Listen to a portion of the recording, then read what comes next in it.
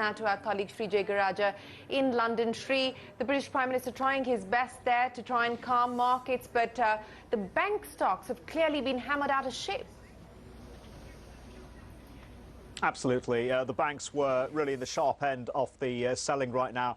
And it really comes down to uncertainty. Uncertainty about the growth prospects, not only in this country, in the UK, but broader Europe as well. And uncertainty over the exit process, over the roadmap and this transition. And let's face it, as Mr Cameron pointed out, Article 50 has not been triggered yet. That's something of a poison chalice that he's going to be handing over to his successor.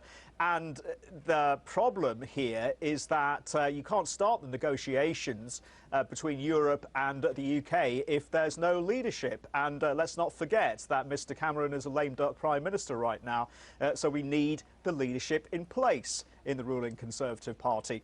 So that's what the markets are really trying to come to terms with, and they are still struggling. Yes, we got a degree of composure returning to UK equities after Chancellor George Osborne broke his silence, and he did warn of more volatility to come in the markets, but he did say contingency plans were in place, and also the UK economy fundamentally was on a fairly sound footing. So the market's taking that reassurance at face value, moderate losses compared to what we saw in the latter stage of last week. The FTSE down by more than 2%, but you're quite right.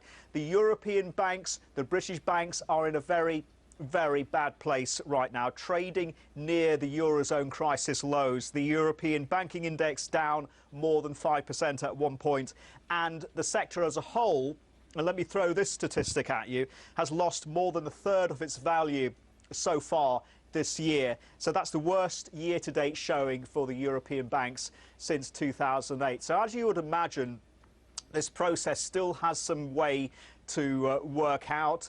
It's going to be a long and a tortuous one once Article 50 is triggered. So investors at this point simply are not taking any chances, and they are moving into the safe havens, into the Japanese yen, into the Swiss franc and into gold.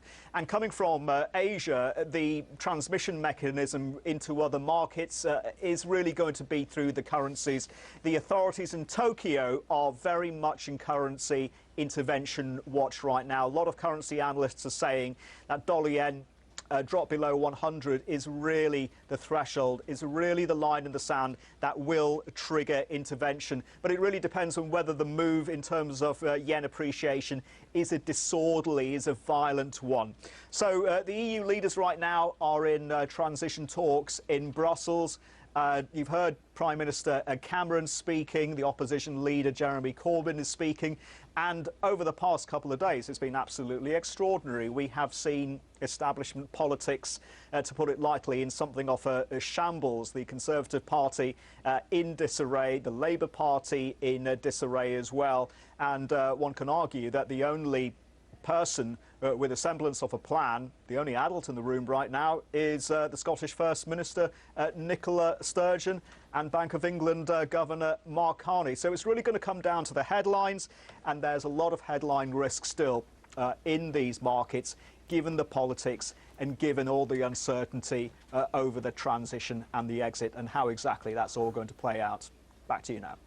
Oh, absolutely. I reckon the volatility is going to continue in the next couple of days. Thanks, Sri, for joining in on this show. I appreciate you coming in.